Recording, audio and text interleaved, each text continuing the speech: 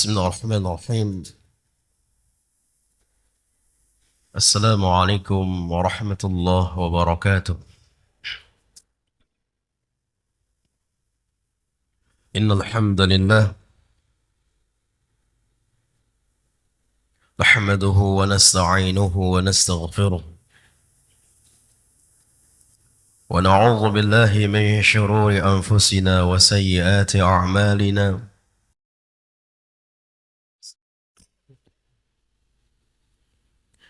من يهده الله فلا مضل له ومن يضلله فلا هادي له.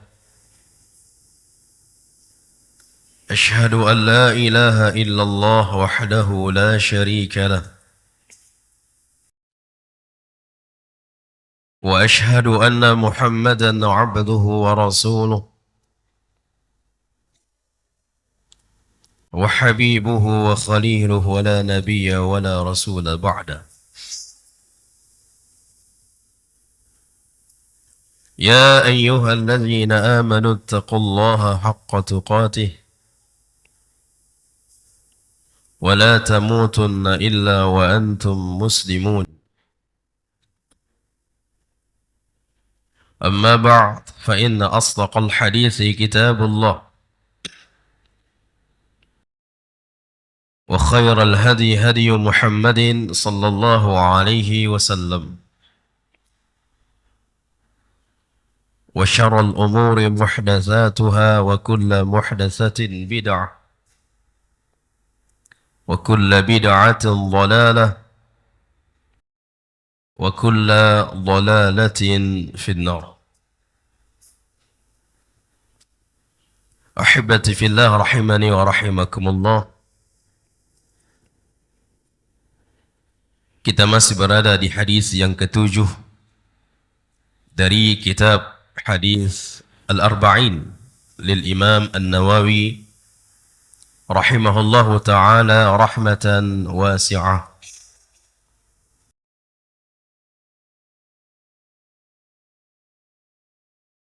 Masih di dalam penjelasan ad-dinun nasihah. Agama itu merupakan nasihat. Dan kita sudah masuk kepada pembahasan nasihat kepada ulil amri. An-nasihatu li'a'immatil muslimin. Nasihat kepada para pemimpin kaum muslimin.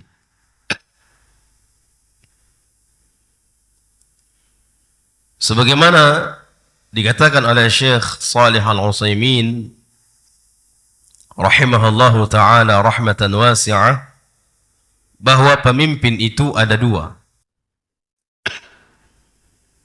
Yang dimaksud pemimpin ada dua.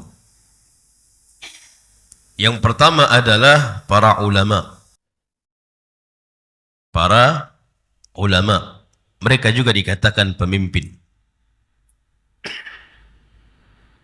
Ulama yang rabbani, ulama yang benar-benar ulama, bukan ulama su', bukan ulama su' yang mengikuti hawa nafsu. Ulama yang benar-benar menghalalkan apa yang dihalalkan oleh Allah dan mengharamkan apa yang diharamkan oleh Allah, sekalipun itu mengatakannya di hadapan pemimpin. Ulama yang benar-benar menjalankan kewajiban-kewajiban dia sebagai hamba. Ini ulama rabbani. Yang berani mengatakan kebenaran, yang berani mengatakan hak. Ini ulama rabbani.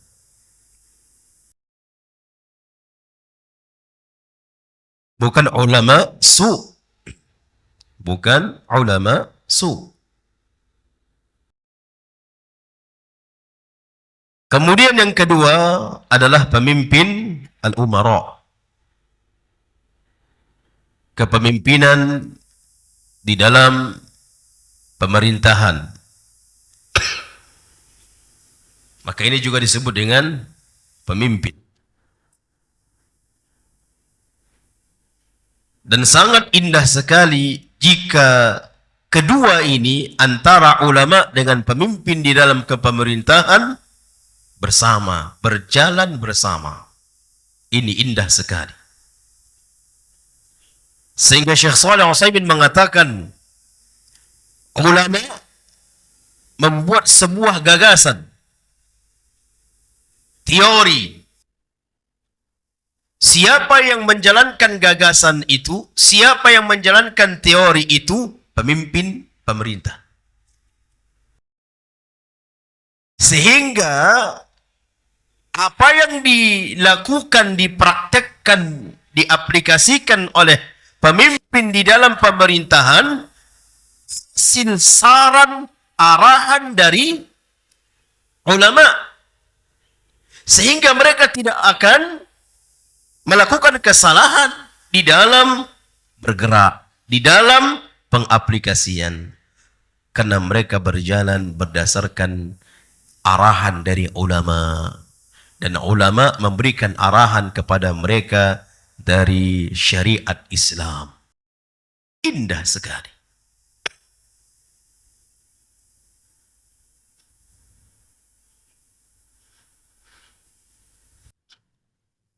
Bagaimana nasihat kepada para pemimpin pemerintahan? Beliau juga memberikan yang bisa kita ambil faidah dari penyampaian atau dari penjelasan dari Syekh Shalih Al-Utsaimin, pemimpin yang menasihat di dalam nasihat kepada pemimpin umat Islam, pemimpin kaum muslimin, atau di dalam kepemerintahan.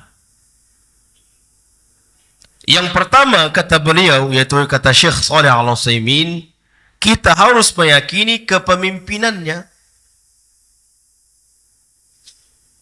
Rakyat harus meyakini kepemimpinannya tatkala sudah resmi dia menjadi pemimpin.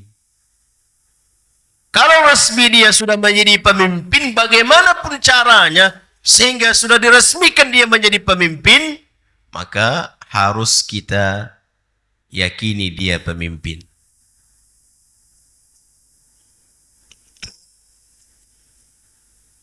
Kenapa? Kepatuhan itu beranjak dari keyakinan dia pemimpin. Kepatuhan kita kepadanya beranjak dari keyakinan kita, kesadaran kita bahwasanya dia adalah seorang pemimpin. Kita menganggap dia benar-benar pemimpin. Kalau sudah ini hilang keyakinan, anggapan dia seorang pemimpin itu sudah tidak ada, bahkan dia tidak menganggap itu pemimpin, apakah ada kepatuhan? Tak akan ada. Itulah yang terjadi yang mengkafirkan kepemimpinan. Karena yang dimaksud dengan ayat ulil amri bukan pemimpin di saat ini, kata mereka. Yang dimaksud ulil amri adalah di zaman Nabi, di zaman Khulafaur Rasyidin. Dan itu sudah berlalu. Kalau sudah berlalu, ayat tentang kepatuhan kepada kepemimpinan sudah nggak ada lagi, nggak bisa dipraktekkan lagi. Berarti mereka tidak meyakini dia seorang pemimpin. Berarti mereka tidak menganggap dia seorang pemimpin. Mungkinkah mereka patuh? Tak mungkin.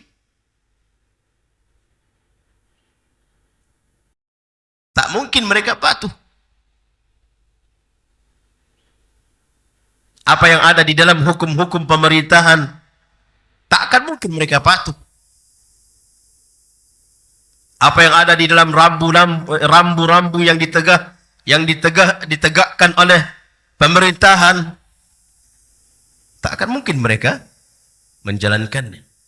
Karena mereka tidak menganggap dia pemimpin kaum muslimin.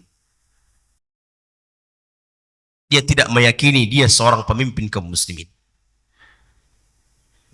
Maka kepatuhan tidak akan ada lagi.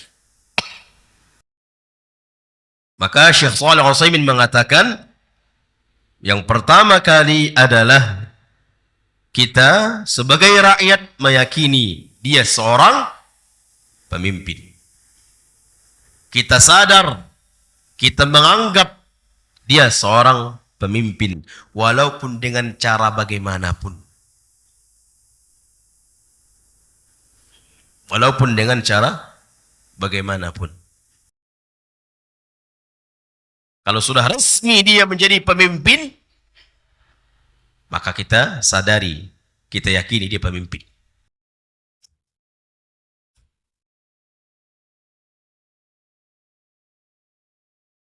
Termasuk juga akan datang kecintaan karena berawal dari keyakinan dia pemimpin. Kita menganggap dia benar-benar pemimpin.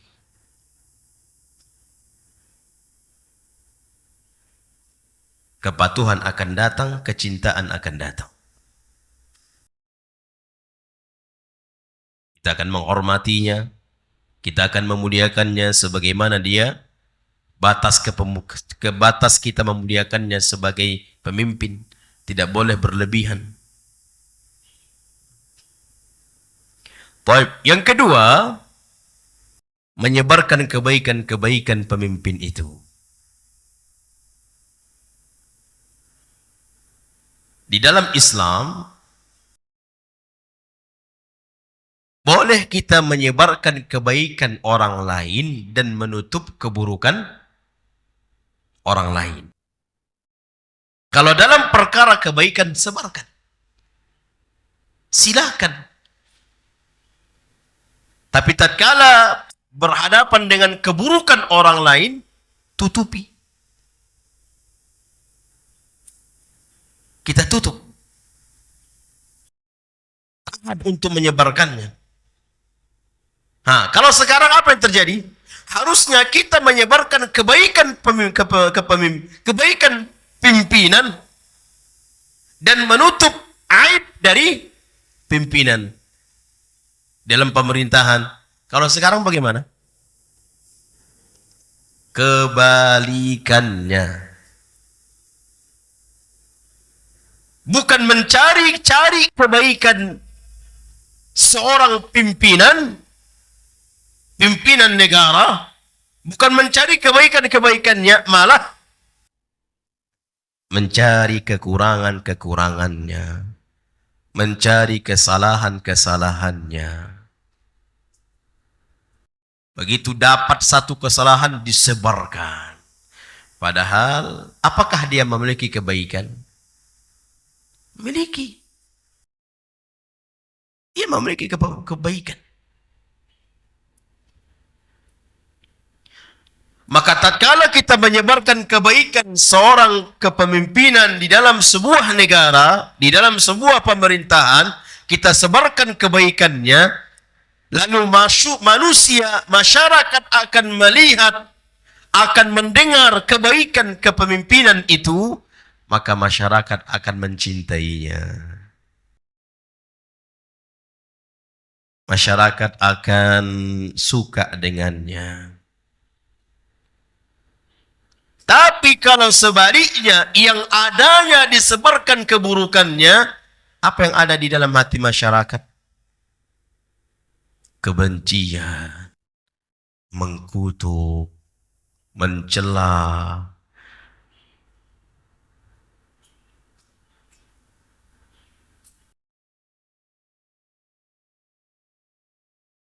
Kalaupun pemimpin itu zalim, rakyat memiliki kewajiban patuh atau tidak? Ha, jemaah? Patuh.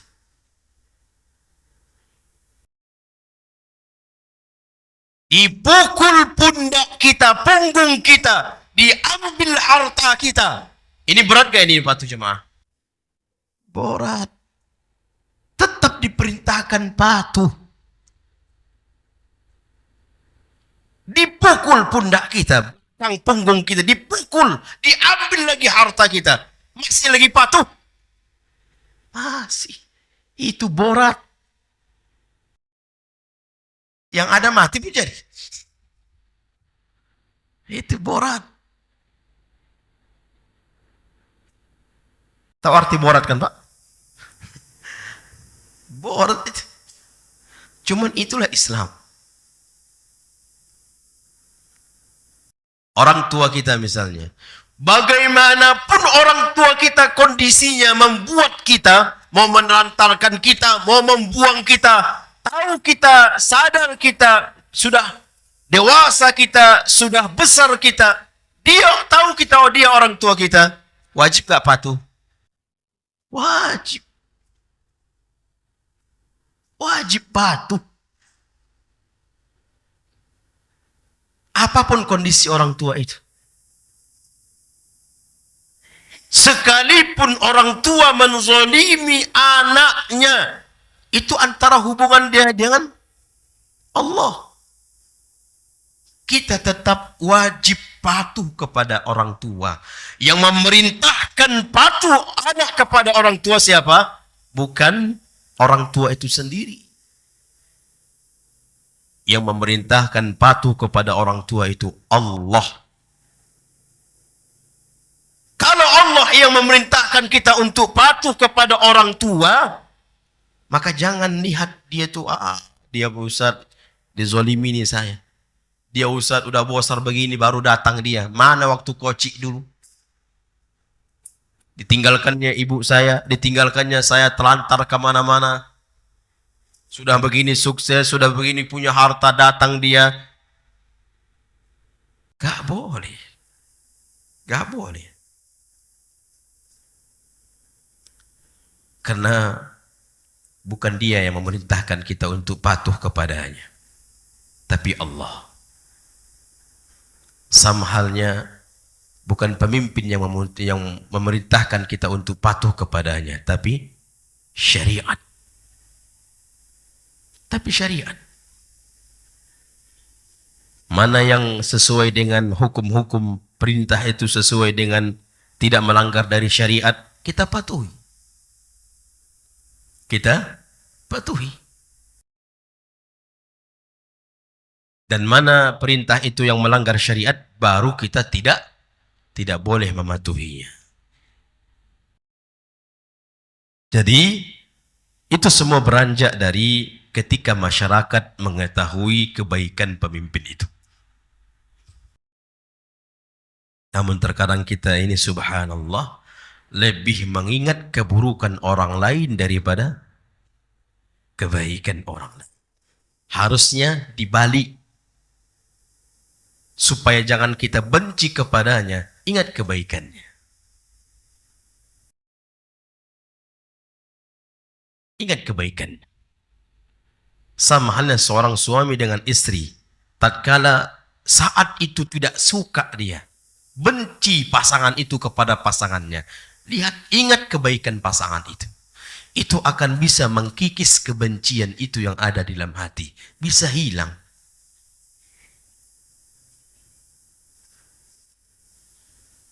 Ingat kebaikan.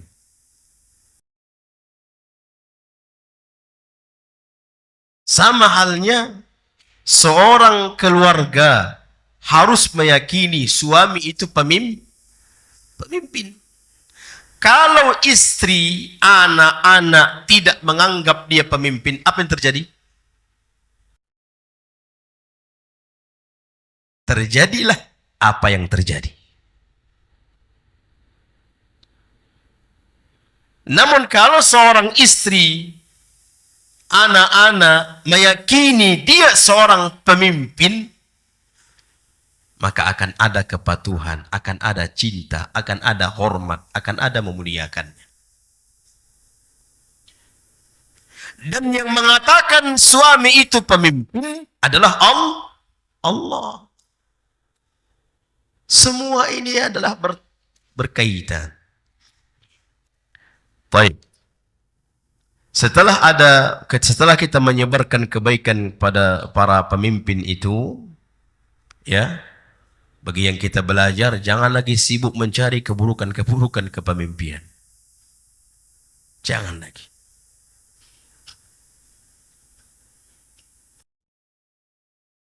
Kemudian yang ketiga, kata Syekh Shalih Al-Utsaimin, patuh kepada perintah pimpinan kaum muslimin. Kita mematuhi perintah mereka. Dan mematuhi perintah mereka adalah perintah Allah. Allah katakan di dalam surah An-Nisa ayat 59, Ya ayyuhalladzina amanu ati'u Allah wa ati'u ar-rasul wa ulil amri minkum. Hai orang-orang beriman, taatlah kalian kepada Allah dan taatlah kalian kepada Rasul dan ulil amri, pemimpin kalian.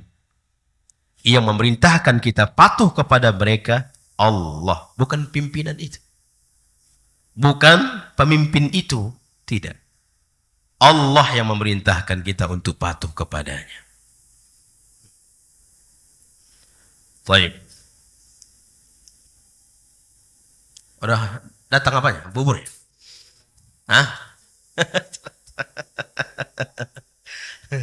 Jadi kita cukupkan ini ya.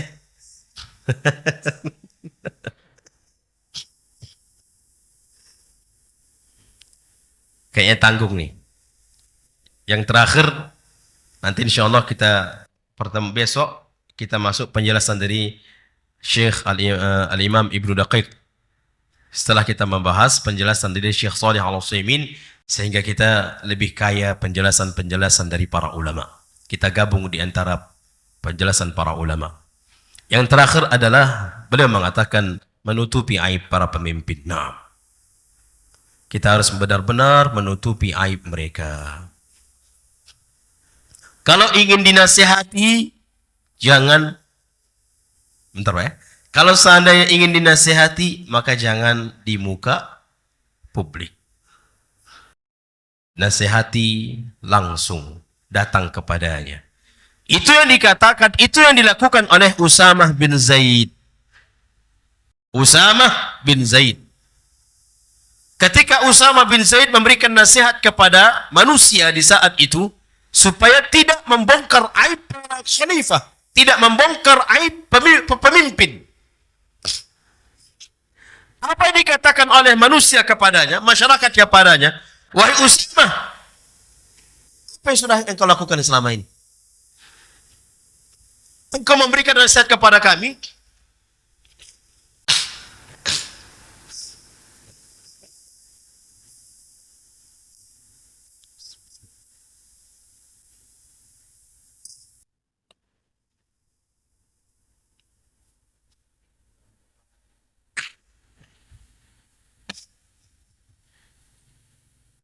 wahai Usamah bin Zaid, engkau memberikan nasihat kepada kami untuk tidak membongkar aib, tidak mengatakan banyak macam-macam tentang khalifah, tentang pemimpin. Ternyata apa rupanya yang sudah engkau lakukan? Apa kata Usamah bin Zaid? Apakah semua pembicaraan saya dengan pemimpin saya sampaikan kepada kalian? Ini menunjukkan Usamah sudah memberikan nasihat. Bahkan masyarakatnya pun tak tahu Usamah bin Zaid sudah memberikan nasihat ketika dia mendapatkan kesalahan kepada pemimpin. Tak mesti harus diketahui oleh manusia, tidak mesti. Karena tujuan kita memberikan nasihat. Itu tujuan kita. Baik, ini saja. Fadhol. Satu pertanyaan, Pak.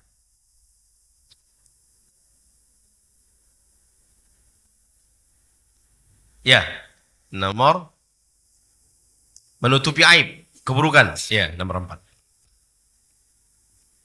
Ya, Pak, silakan.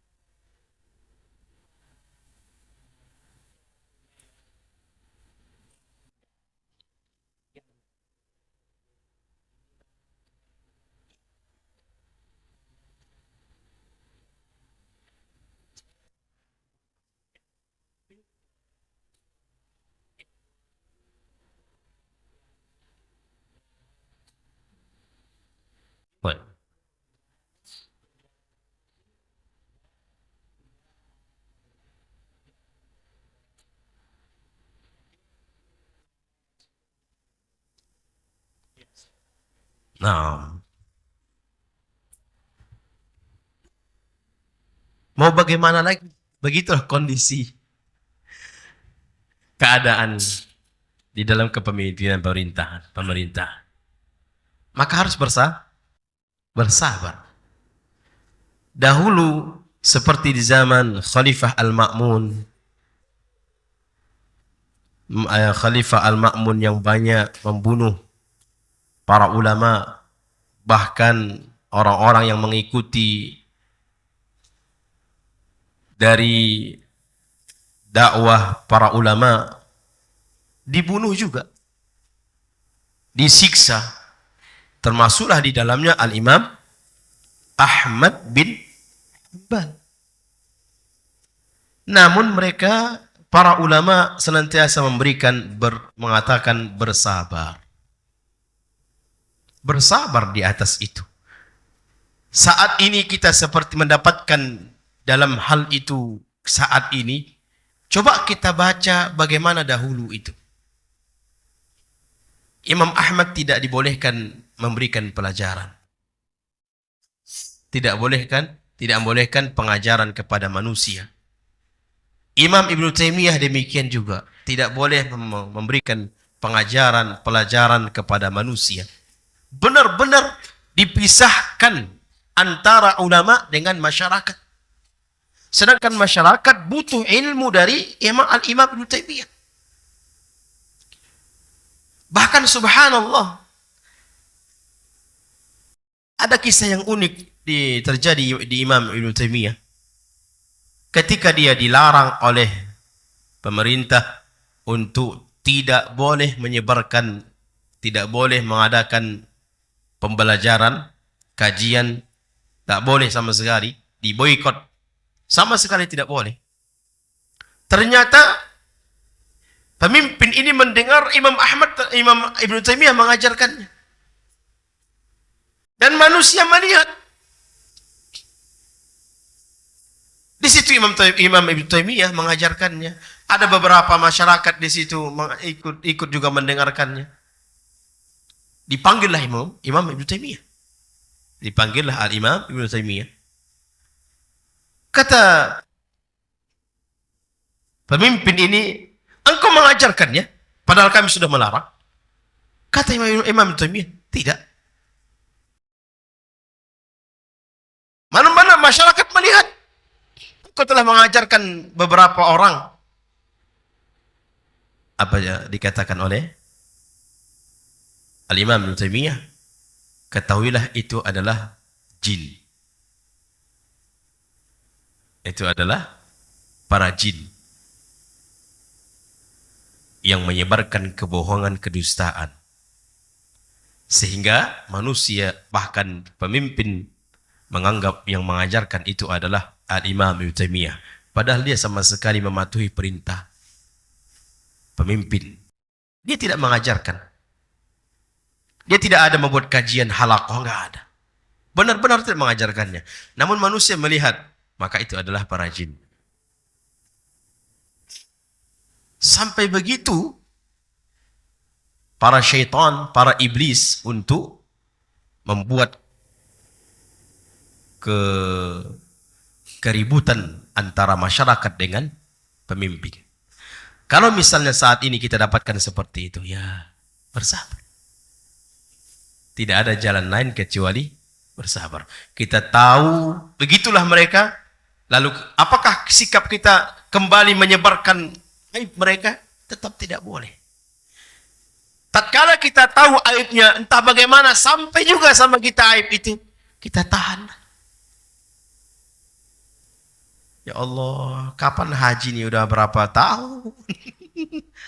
Ya bersabar. Insya Allah tatkala sebelum berangkat niat kita sudah haji kuat, maka Allah berikan pahala niat itu. Sama halnya seperti kita haji, padahal kita belum berangkat. Di hadapan Allah kita sudah dihukumi, sudah berangkat haji. Allah berikan pahala. Namun kenapa? Karena penghalang-penghalang hal itu tidak lain adalah bersabar. Kalau kita memberontak, kalau kita marah, semakin membongkar semuanya, yang ada lebih parah keributannya daripada mendiamkannya. Ya Pak ya, bersabar. Di kota manapun kita dapatkan, ya sudah. Yang ada kita doakan. Ini saja. Subhanakallahumma bihamdika asyhadu an la ilaha illa anta astaghfiruka wa atubu ilaik. Akhiru dawana alhamdulillahirabbil alamin. Wassalamualaikum warahmatullahi wabarakatuh.